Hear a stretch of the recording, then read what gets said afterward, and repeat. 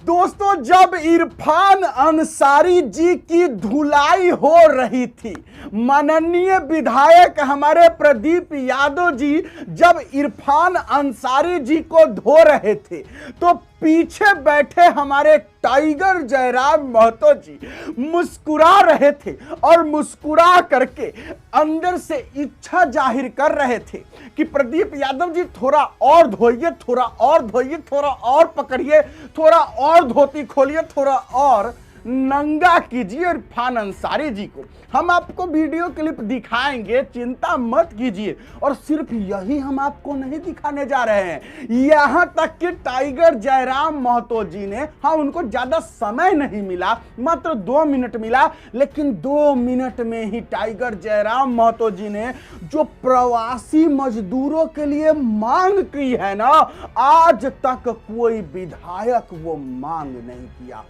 10 लाख रुपए तक का इतना बड़ा मांग प्रवासी मजदूरों के लिए जो टाइगर जयराम महतो जी ने किया, आप अगर देख लीजिएगा ना तो जो प्रवासी मजदूर है उनका रोंगटा खड़ा हो जाएगा। यानी कि एक तरीके से समझिए कि जब टाइगर जयराम महतो जी चुनाव लड़ रहे थे तो प्रवासी मजदूर चंदा के रूप में जो मदद भेजे थे हमारे टाइगर जयराम महतो जी को, अब मानकर चलिए कि जयराम महतो जी भी उनका सूद समेत जो है धन्यवाद वापस दे रहे हैं। मतलब एक तरीके से यही कह सकते हैं। चलिए बात करते हैं। सबसे पहले वीडियो क्लिप हम आपको वो दिखाते हैं जिसमें इरफान अंसारी जी जब धुलाई हो रहा था उनका, प्रदीप यादव जी जब धो रहे थे तो कैसे पीछे बैठे जो है जयराम महतो जी चुस्की ले रहे थे।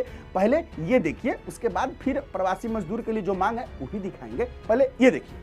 माननीय सदस्य प्रदीप यादव, मैंने ये प्रश्न अध्यक्ष महोदय, केवल छोटा सा प्रश्न है कि गोड्डा जिले में एक भी नर्सिंग कॉलेज सरकारी नहीं है। सरकार ने स्वीकार भी किया है कि नहीं है। सरकार ने यह भी स्वीकार किया कि भाई बच्चों को प्राइवेट नर्सिंग कॉलेज में पढ़ना पड़ता है। और आपके ध्यान में भी होगा कि दोनों की फी में कितना अंतर है। हमने कहा कि भाई सरकार यह भी मान रही है कि वह नर्सिंग कॉलेज बन के तैयार है। हमें सरकार केवल 2 प्रश्नों के उत्तर दें कि वह कब बना और कब तक चालू होगा, केवल इतना बता दें। बस यही 2 छोटे छोटे प्रश्न। माननीय मंत्री जी,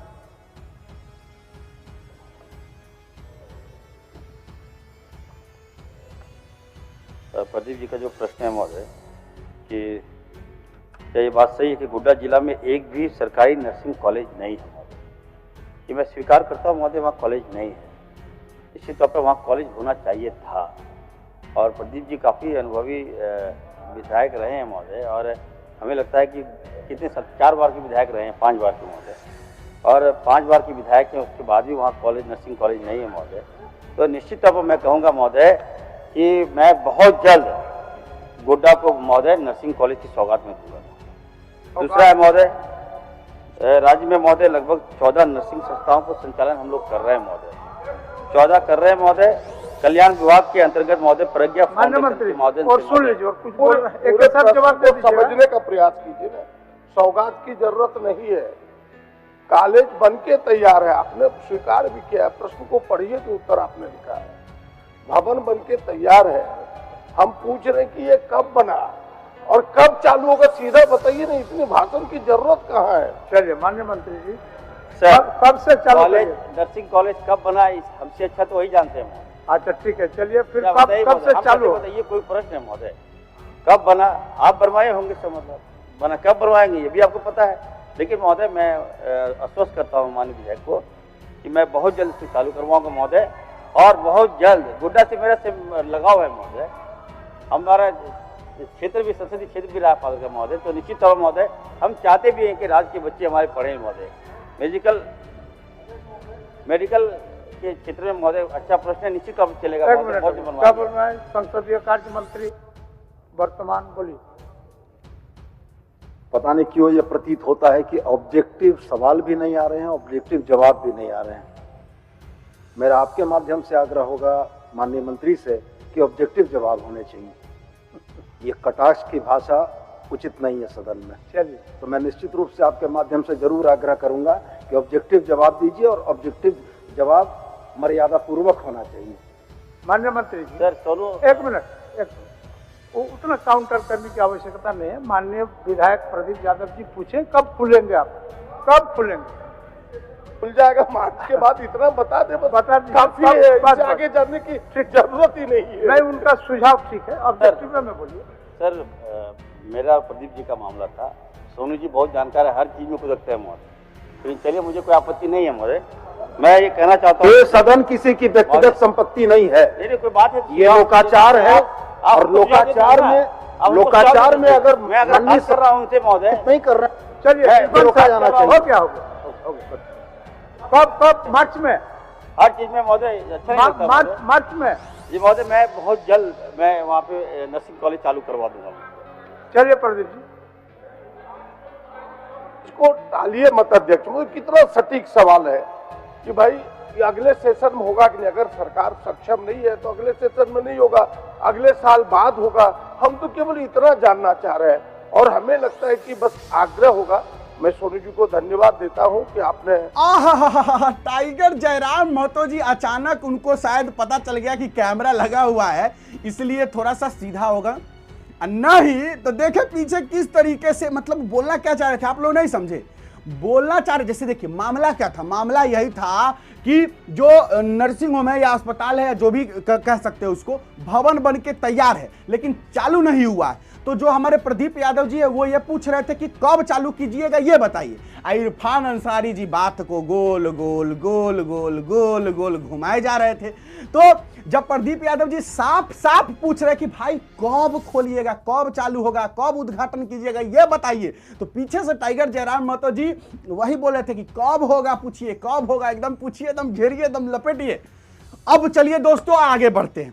आगे हम आपको वो वाला वीडियो क्लिप दिखाते हैं जिसमें मांग किया है टाइगर ने प्रवासी मजदूरों के लिए, बहुत बड़ी मांग। देखिए पहले श्री जयराम कुमार महतो, जयराम कुमार महतो कुछ बोल रहे थे आप पढ़िए, सुन का। धन्यवाद अध्यक्ष महोदय।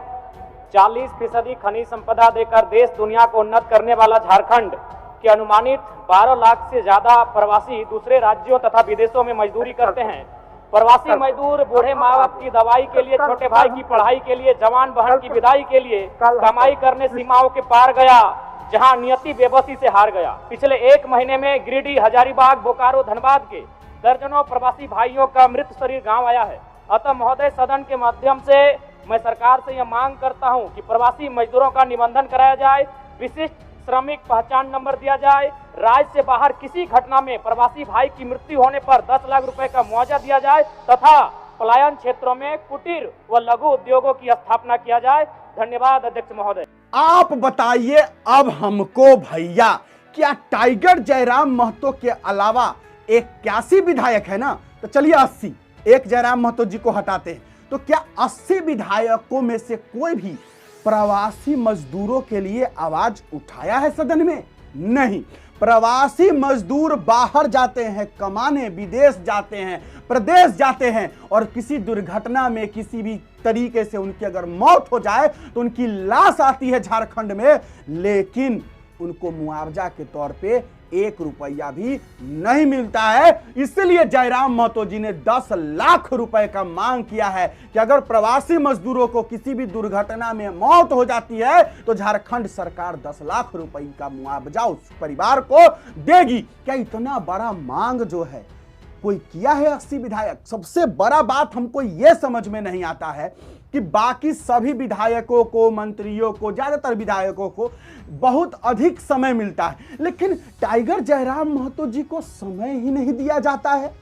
एकदम जल्दी जल्दी बोलना पड़ता है बेचारे, मतलब बोलना बहुत चाहते हैं टाइगर जयराम महतो, क्योंकि देखिए अकेला पार्टी जेएलकेएम के अकेले विधायक है जयराम महतो।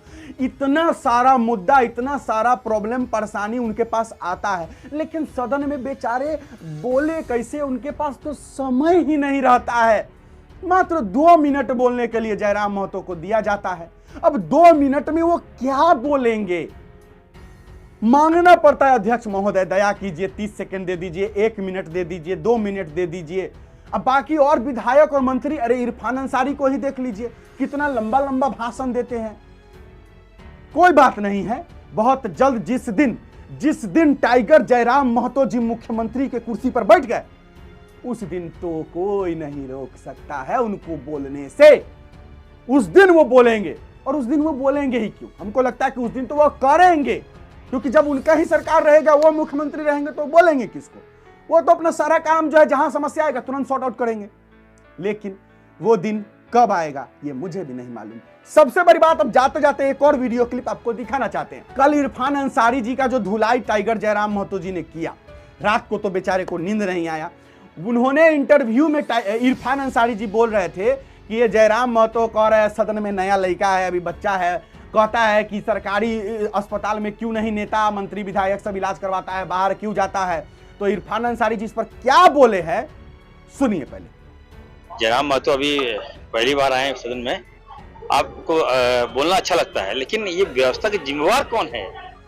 मैंने कहा बाबूलाल जी को कि आपके हाथ में मिला मौका, बच्चा को जो जिस तरह से पालिएगा पोसिएगा वही सीखता है। वो जब आपको झारखंड मिला था, आप उसको संवार नहीं पाए। आज हम हेल्थ के जैसे सब्जेक्ट पर आप टिप्पणी करते हैं तो ठीक नहीं लगता है मुझे। तो चलिए हम अगली बार देखिएगा, भगवान ना करे जयराम जी को कुछ हो, अगले बार किसी को कुछ होगा तो हमारे सरकारी हॉस्पिटल में एडमिट होंगे, इतना अच्छा मैं कर दूंगा। अच्छा है, चलिए कम से कम टाइगर जयराम महतो के कारण इरफान अंसारी जी सारा सरकारी अस्पताल को अब दुरुस्त करने जा रहे हैं। बोले तो कि अब सरकारी अस्पताल को हम अच्छा कर देंगे, इतना अच्छा कर देंगे कि नेता विधायक मंत्री सांसद सब जो है यही सरकारी में इलाज करवाएगा, बाहर नहीं जाएगा। तो टाइगर जयराम महतो जी के वजह से तो अभी बहुत कुछ बदलने वाला है झारखंड में। चलिए दोस्तों, आप लोग अपना राय विचार दे दीजिएगा, कैसी लगी वीडियो कमेंट बॉक्स में जरूर लिखिएगा। टाइगर जयराम महतो के बारे में आप क्या कहते हैं वो भी जरूर लिखिएगा। चलिए आज के लिए बस इतना ही है, मुझे दीजिए इजाजत। मेरा नाम बिट्टू सिंह है, आप इस वीडियो को मिस्टर बिट्टू पर देख रहे होंगे। जोहार, जय हिंद।